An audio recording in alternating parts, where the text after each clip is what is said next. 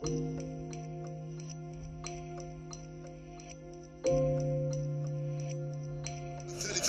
من عمر الشوط الأول.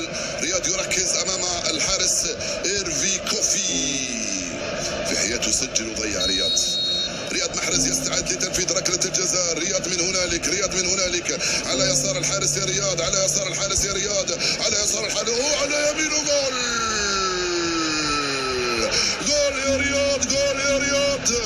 1-0 للخضر يا مجر، 1-0 للمنتخب الجزائري امام بوركينا فاسو من امضاء رياض محرز الذي يسجل 3 اهداف في البطوله. رياض محرز الذي يسجل الهدف التاسع له في نهائيات كاس افريقيا. 1-0. فزنا بجداره وباستحقاق بصعوبه وبشق الانفس. تصفيقه حاره قالها درياسه الراحل سنه 82 وقالها رابح مجر في المدرجات. صفق على اشبال وعلى أبل. Après avoir battu le Soudan 4 jours plus tôt, Al-Khadra s'imposa 1-0 face au Burkina Faso, dans un match difficile où les Verts auront très bien géré les temps faibles et les temps forts de la rencontre, permettant à Al-Khadra de retrouver le deuxième tour d'une compétition internationale.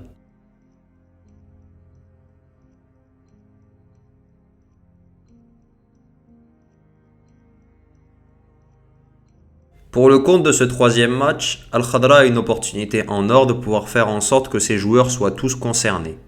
L'objectif sera de bien finir le premier tour et bien gérer cette phase du tournoi.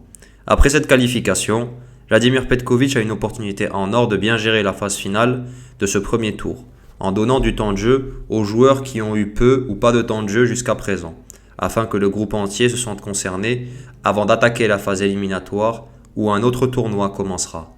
Je pense à des joueurs comme Anis Hadj Moussa. L'ailier droit a fait une entrée intéressante face au Soudan et pourrait enfin se voir obtenir une titularisation par le driver bosnien en match officiel. Le contexte semble favorable.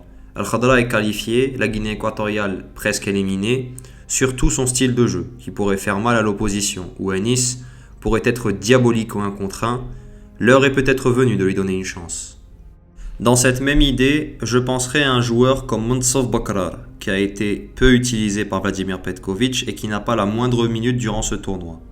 Possédant un style explosif qui peut ennuyer et fatiguer une défense, lui qui aime bien prendre la profondeur et qui a un profil de 9,5 qui pourrait être intéressant. Le nom de Himed Abdelli me vient en tête, où ce dernier pourrait être titulaire face à la Guinée équatoriale, après avoir disputé quelques minutes face au Burkina.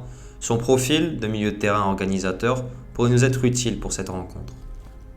Je terminerai avec Adil Boulbina, où ce dernier est dangereux en contre-attaque, où l'ailier d'El Douhail est plutôt froid quand il y a de l'espace, où lui donner une chance pourrait lui permettre de gagner un joueur supplémentaire pour la suite du tournoi.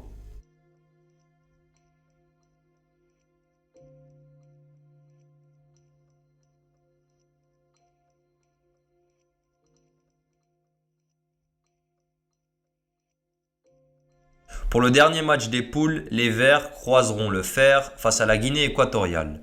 Le Nzalang national a déjà donné certaines difficultés aux Verts par le passé. L'équatorial traverse une phase de moins bien, ayant connu une crise institutionnelle difficile avec des joueurs en colère vis-à-vis de leur fédération. La Guinée équatoriale s'est aussi vue infliger une sanction de 6 points par la FIFA, ce qui a compromis encore plus leur objectif pour la qualification Coupe du Monde 2026. Malgré ça, la Guinée aura à cœur de perpétuer sa tradition continentale. Jouer les troubles faits et piquer au moment opportun. Pour ce qui est du style de jeu de la Guinée équatoriale, le Nzalang national est une équipe assez hispanique, c'est-à-dire très intense et qui aime rentrer dans la tête de son adversaire. Le vice d'une nation qui a toujours joué les troubles faits. Pour ce qui est des points forts footballistiques, je parlerai de leur playmaking, où la Guinée équatoriale aime poser le ballon au sol avec des belles combinaisons offensives. Une équipe joueuse qui aime se projeter vers l'avant. Une élégance offensive accompagnée d'une efficacité chirurgicale, où il faudra aussi se méfier des coups francs et corners de notre adversaire. Sans oublier les frappes de loin, où la Guinée possède des joueurs qui ont une belle frappe de balle.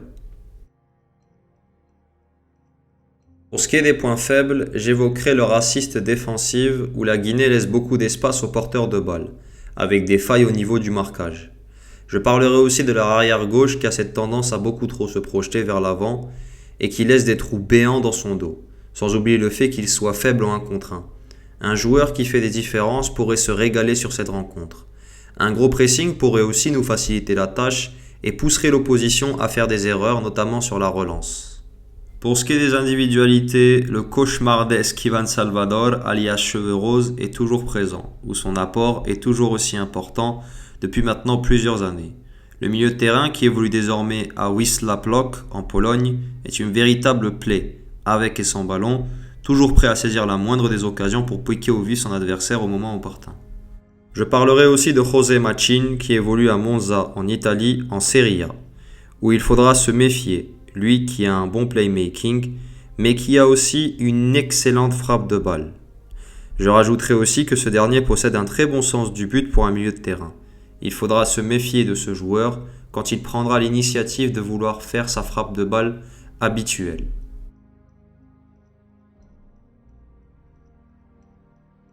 Je terminerai avec l'expérimenté Emilio Nsue, qui a déjà montré sa valeur aux yeux du continent entier, où ce dernier a fini meilleur buteur de la dernière CAN en Côte d'Ivoire. Un attaquant mobile qui a aussi un sens du but glacial et aiguisé. Une dernière chose, la Guinée équatoriale s'est inclinée 2-1 face au Burkina Faso et 1-0 face au Soudan, ce qui élimine le Nzalang national à 99,99% de la CAN. À voir si les Guinéens joueront à fond ou s'ils lèveront le pied, ce qui pourra faciliter la tâche à nos Fennecs.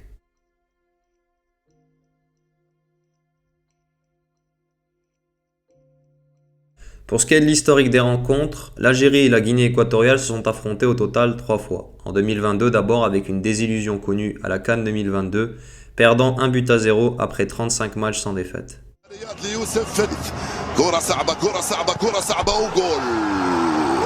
كرة صعبة وجول لمنتخب غينيا الاستوائية عن طريق المدافع أوبيانغ يسجل الهدف الأول في الدقيقة 25 من عمر الشوط الأول. En 2024, Al-Khadra prena sa revanche 2-0 à Oran, initiant ainsi l'ère Petkovic. كاش في سرعة في التنفيذ يسترجعها رياض محرز عند الكرة لحسام عوار يطلبها بغداد بونجاح الكرة لرياض محرز التسديدة والتصدي الهدف الأول 1-0 الخضر جول محاربو الصحراء يوجهون أولى الضربات يصيبون الشباك الغينية بأول الأهداف الأسبقية تأتي برأسية حسام عوار رياض محرز هنا التسديدة يردها الحارس حسام عوار موجود في المسافة 0 ليسجل فرصة لا تهدر الكرة ما فيش وضعية تسلل الانطلاقة من غويري نحو الهدف الثاني أمين غويري يسجل الثاني يؤمن الانتصار يؤمن النقاط الثلاث وأمين غويري يقود المنتخب نحو تحقيق الانتصار نحو تحقيق النقاط الثلاث خطأ في دفاعي. Au match retour, les Verts et le Nzalang national se neutralisèrent sur le score de 0-0 dans un match qui ressemblait à une purge.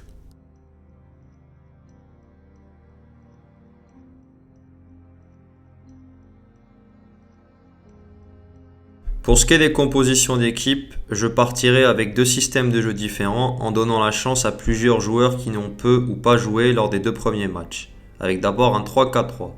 Lucas Zidane dans les cages, une défense à 3 composée de Zinedine Belhaid, Issa Mandi et Mohamed Amin Tougaï, Attal piston droit, Dorval piston gauche, un double pivot composé de Adam Zorgan et Ahmed Abdelli, Anis Hadj Moussa sur le côté droit, Poulbina ailier gauche, Bakrar en pointe. Cette compo vise à donner le maximum de temps de jeu à des joueurs qui n'ont pas encore beaucoup joué et qui par la même occasion pourraient nous permettre d'effectuer un pressing face à l'opposition avec notamment un bloc bas qui nous attend vraisemblablement. Ma deuxième composition d'équipe sera un 4-2-3-1. Lucas Zidane dans les cages, Tougaï et Belhaid dans l'axe central à 2, Dorval arrière gauche, Belghali arrière droit, Zarrouqi et Ahmed Abdelli dans un double pivot, Ilan Kebal en 10, Adil Boulbina à gauche, Anis Hadj Moussa à droite, Radouane Berkane en 9. Cette composition d'équipe vise à gérer le tempo du match afin de rechercher la profondeur à travers l'espace.